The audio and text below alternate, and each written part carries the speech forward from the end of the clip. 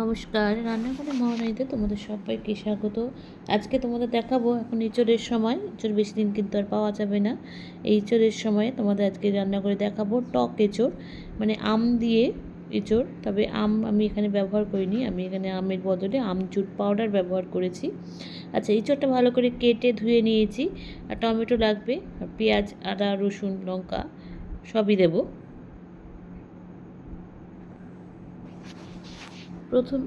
প্রথমে যেটা করব সেটা হচ্ছে এঁচোড়টাকে আগে প্রেশারে দিয়ে কিন্তু সিটি দিয়ে নেব। একটু দুটো সিটি দিয়ে দিলে কিন্তু এঁচোড়টা গলেও যায় না, সেদ্ধটা ভালো হয়। আচ্ছা, এবার এখানে নুন দেব, হলুদ দেব, দিয়ে জল দেব, আর তার উপরে কিন্তু একটু সর্ষের তেল দিয়ে দেবো। সর্ষের তেল দিলে এঁচোড় বলো, মোচা বলো, যে কোনো জিনিসের যে আঠা ভাবটা থাকে সেটা কিন্তু বাসনের গায়ে লেগে যায় না। তাই কিন্তু অল্প একটু সর্ষের তেল দিয়েও এর সঙ্গে অ্যাড করে দেবো। তারপরে জল দিয়ে এটাকে কিন্তু আমি সিটি দেবো। তবে আমি দুটো বেশি সিটি দিইনি, কেন তাহলে আবার গলে গেলে আবার খেতে ভালো লাগবে না। একটু বেশ এরকমই থাকবে দেখতে, অথচ নরম হবে।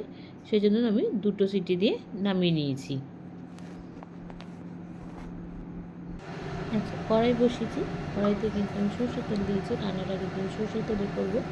এখানে প্রথমে ফোড়নে কিন্তু জিরে দিয়ে দিয়েছি। আর গ্যাসটা কিন্তু মিডিয়াম, তেলটা গরম হয়ে গেছে, তাই গ্যাসটা মিডিয়াম আছে রেখেছি। জিরে দিয়েছি, তেজপাতা দেবো শুকনো লঙ্কা। আচ্ছা, আর গরম মশলা কিন্তু আমি এখানে ফোড়নে দিয়ে দেবো।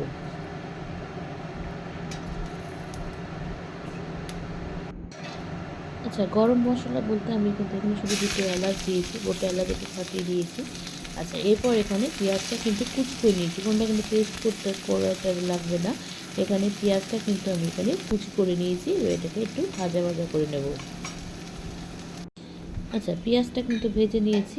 এবার এখানে আমি রসুনটাকে দেখো, আমি এখানে হামানদিস্তাতে রসুনটাকে একটু থেতো করে নিয়েছি। আর সাথে করিয়ে নিতে পারো, আমি এখানে থেতো করেছি, রসুনটা দিয়ে দিলাম। আচ্ছা, রসুনটা দিয়ে দেওয়ার পরে দেব আদাটাকেও দিয়ে দেবো। দিয়ে এবার এটাকে কিন্তু খুব ভালো করে কষিয়ে নেব, যাতে পেঁয়াজ রসুন সব কিছুরই কাঁচা গন্ধটা বেরিয়ে যায়। এবার এটাকে ভালো করে মিশিয়ে দেখো, দিয়ে এবার এটাকে ভালো করে তেলের সাথে ভালো করে ভেজে নেব। আচ্ছা, ওই মশলাটা কষতে কষতে এখানে কিন্তু এবার আমি জিরে আর ধনে, আমি জিরে ধনেটাকে কিন্তু একসঙ্গে মিশিয়ে রেখে দিই, আলাদা করে রাখি না। জিরে ধনেটা ভেজে নেব। জিরে ধনেটা দিয়ে দিয়েছি। আর দুটো কাঁচা লঙ্কাকেও কিন্তু হামানদিস্তা একটুখানি পিষে নিয়েছি। এবার এটাকেও কিন্তু মশলার সাথে একসঙ্গে কষিয়ে নেব। আচ্ছা, মশলাগুলো কিন্তু খুব ভালো করে ভেজে নিয়েছি। এবার গুঁড়ো মশলাগুলো দিয়ে দিই। মানে দিয়ে দিয়েছি, প্রথমে দিয়ে দিলাম নুন। আমি কিন্তু এতক্ষণ নুনের কোনো ব্যবহার করিনি, এখন করছি। দিয়ে দিয়েছি নুন। এবার দিয়ে দিচ্ছি কাশ্মীরি লাল লঙ্কার গুঁড়ো। আমি কিন্তু ঝাল কাঁচা লঙ্কা শুকনো লঙ্কার গুঁড়ো খাই না, সেই জন্য কিন্তু দিয়েছি কাশ্মীরি লাল লঙ্কার গুঁড়ো। আর দিয়ে দিয়েছি হলুদ। এইবার দেবো টমেটোটা কিন্তু আমি এই প্রায় মাছ রান্নার সময় দিয়েছি। মশলাটা যেহেতু কষেই গেছে, আর কিছুক্ষণের মধ্যেই কিন্তু মশলাটা কষানো পুরো কমপ্লিট হয়ে যাবে। আচ্ছা, মশলাটা কষানোর সময় কিন্তু আমি একটু জল দিয়েছিলাম, যাতে মশলাটা ভালো করে কষে যায়। এবার ইঁচড়গুলো কিন্তু দিয়ে দিয়েছি, ইঁচড়টা সেদ্ধ করে রেখেছি। এবার ইঁচড়টাকে দিয়ে খুব ভালো করে আগে মিশিয়ে নেব মশলার সাথে। জল কিন্তু আমি খুব সামান্য পরিমাণ ব্যবহার করেছি। তোমরা কিন্তু এরকম একটু কষা কষা শুকনো শুকনো রাখতে পারো, একদম ড্রাই হিসেবে রাখতে পারো। আমি একটু সামান্য পরিমাণ, বেশি দিইনি, অল্প পরিমাণ জল দিয়েছি রান্নাতে, যাতে তরকারিটা মজও তাড়াতাড়ি আর খেতেও ভালো লাগে, সেই জন্য অল্প পরিমাণে জল দিয়েছিলাম। এঁচোড়টাও কিন্তু মশলার সাথে প্রায় কষানো হয়ে গেছে। এবার কিন্তু আমি এখানে আমচুর পাউডারটা দেবো। আমচুর পাউডারটা কিন্তু একদম শেষে দেবো। আচ্ছা, আগে আমি অল্প পরিমাণে দিচ্ছি, দিয়ে এটা আগে মানে মিশিয়ে দেখে নেব টকটা কীরকম হয়েছে। আর যদি লাগে তাহলে আবার পরে একটু দেবো। আচ্ছা, আমি এখানে প্রথমে কিন্তু অল্প পরিমাণে আমচুর পাউডারটা দিয়ে নিয়েছি। আচ্ছা, এর সাথে একটু চিনিও দেবো, কারণ যেহেতু টক দিয়েছি, ব্যালেন্সের জন্য কিন্তু একটু চিনিও দিয়ে দেবো। এবার এটাকে কিন্তু খুব ভালো করে এঁচোড়ের সাথে মিশিয়ে নেব। আচ্ছা, যেটা কষাতে কষাতে এবার দেখো মানে যেটুকুনি জল দিয়েছিলাম মশলা কষানো সেটাও কিন্তু পুরোটা টেনে গেছে।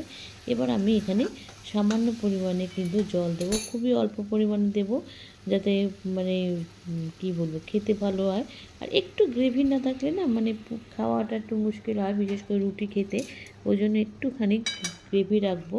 আমি কিন্তু তার জন্য সামান্য পরিমাণে জল দিয়েছি রান্নাতে। আচ্ছা, হয়ে গেছে আমার একদম টক এঁচোড়। এবার এখানে আমি একটুখানি গরম মশলা দিয়ে দেবো। এঁচোড় যেহেতু আমরা বলি এঁচোড়কে গাছ পাঠাই, এখানে কিন্তু পুরো মাংসের মতো রান্না করতে হয়।